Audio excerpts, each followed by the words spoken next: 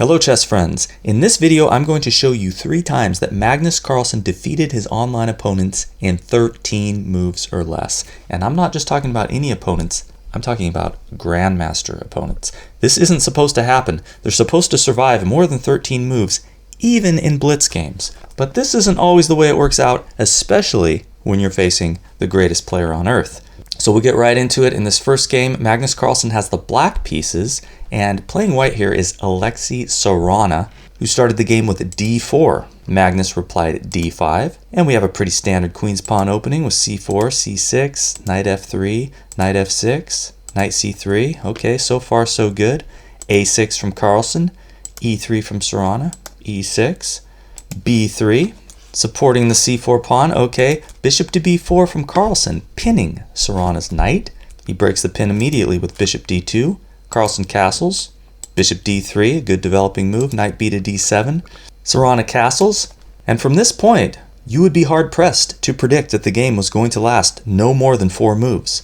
But that's what happened, and it all began with Carlsen's move queen to e7. Looks innocuous enough. Serrana plays queen to c2, setting up the battery towards the black king. Looking good, but now e5. And we have a little fork threat here, which needs to be dealt with. And Serrana unfortunately picked the wrong way to deal with it. He took on d5, which seems kind of reasonable on the surface. That d5 pawn was supporting this pawn moving to e4, which if it were to do so now, Serrana's got 1, 2, 3 pieces covering that square. Everything looks fine. But Carlsen found the right move here. What would you play? Well, you want to get rid of one of the defenders of e4, so you take on c3. And at this point, Serrana probably realized that everything had gone wrong, and he decided to try to complicate matters with d takes c6, counterattack on the knight. But his best chance would have been to just take out the bishop with, let's say, bishop takes c3, allowing e4, the fork. White will now lose a piece, but White does have some hope of survival in this position. See if you can find White's best defense here. It's not easy to spot. If White were to play d6, now you can't take that pawn if you want to win a piece, because then White can just take this pawn on e4. It's only protected by the knight. So you want to back up with the queen, maintaining your view of e4. But now after bishop e2, e takes f3, bishop takes f3, White has 2 pawns for the piece, and one of those pawns is pretty deep in Black's position, and it's a passed pawn. Black is still winning here, but this would have been White's best chance. But this isn't what happened in the game. Serrana decides to take on c6, counterattack on the knight, but unfortunately, when Carlsen took the knight on c3, he was also attacking the rook, so he just takes the rook on a1, which means that at this moment, Carlsen is now 2 pieces up, a rook and a minor piece. Serrana can get one of those pieces back, but not both, and therefore has a completely lost position. He has the choice between the knight on d7 or taking the bishop on a1. He decides to take the bishop on a1, but now Carlsen goes ahead with e4, looking to trade more pieces, and at this point Serrana resigns. He can take the knight on d7, but after bishop takes, he's still going to lose one of these minor pieces, after which he will be a full rook down. So a very swift and brutal victory by Magnus Carlsen against Grandmaster Alexi Serrana in this online game.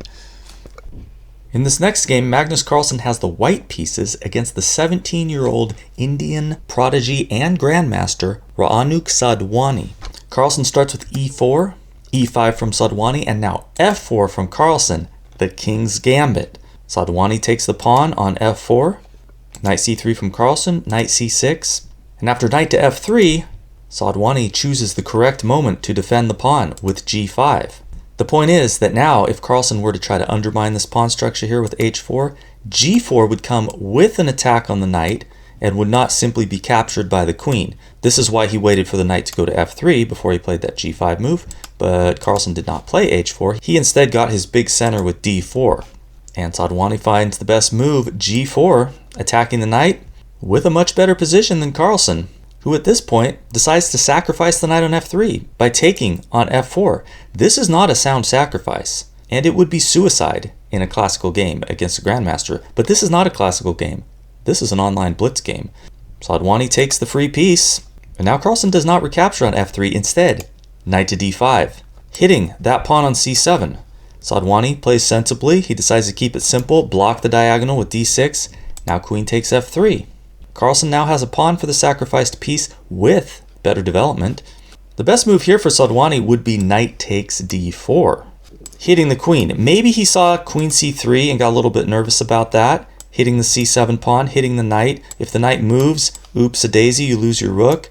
But he could play c5 here, and black has a totally winning position. But instead of going for that, he just played bishop to e6, trying to be safe about things. Carlsen castles long, and then Sadhwani played what looked like a sensible move, knight to f6. And how do you think Carlsen responded? Well, Carlsen played bishop to g5, pinning that knight, who is now attacked by 3 pieces and only defended by the queen. That knight will be lost, a fact which Sadhwani realized and immediately resigned. He could have thrown in bishop takes d5, removing one of the attackers, but unfortunately e takes d5 now comes with an attack on the knight on c6. So one of these 2 knights will be lost. The king's in the center and vulnerable. Black is completely busted. So a very unfortunate blunder by Sadhwani at this point, playing this knight f6 move, immediately throwing away a winning position. Better would have been knight c to e7, challenging this knight's central post. And white has some compensation for the lost piece, but it's not nearly sufficient. And black should win this game. In our final game we're going to be looking at today, Magnus Carlsen is playing black against a grandmaster named Brandon Jacobson, who begins the game with d4. From Carlsen we have knight f6, now c4, e6, knight f3, b6, and after g3 from Jacobson, Magnus Carlsen plays bishop to a6, attacking the pawn on c4, which is defended by queen c2. And now more aggression from Carlsen with bishop b4 check. It's blocked with bishop d2. And then a standard idea from Carlsen, dropping the bishop back to e7, which although means that he has moved his bishop twice in the opening, Jacobson has put his bishop on a less than ideal square on d2 and will probably also have to move his bishop twice to place it on a more active diagonal later. But for now he plays e4, expanding in the center. We got d5 from Carlsen, staking his claim in the center. C takes d5. And here Carlsen found the strongest move. What do you think he played? Carlsen realized it was necessary to take the bishop on f1 before doing anything in the center. If you were to capture like this, there would be bishop takes a6, knight takes, and then queen to a4 check, picking up that piece on a6. So, bishop takes f1 was correct. And now one last little quiz position for you. What should white play? The best move for white here, which Jacobson did not play, was king takes f1. Can't castle anymore, but you can go to g2 pretty quickly and the king is relatively safe. But instead, he got a little adventurous. He played e5 here, counterattacking, which is something you need to be very careful about if your opponent has just captured one of your pieces. Perhaps Jacobson here was envisioning knight takes d5, king takes f1, and black is doing just fine here. But Carlsen did not play knight takes d5. Carlsen threw in what you could call an in-between move with bishop to g2, getting his bishop out of danger and attacking 2 pieces, which prompted a resignation from Jacobson after only 9 moves.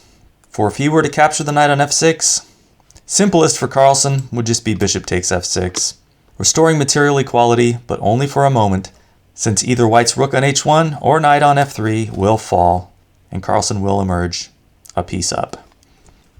So I hope you enjoyed this video of Magnus Carlsen dispatching these very strong grandmaster opponents in a very low number of moves. If you enjoyed it, please consider subscribing to the channel for more great chess content a lot like this coming your way soon.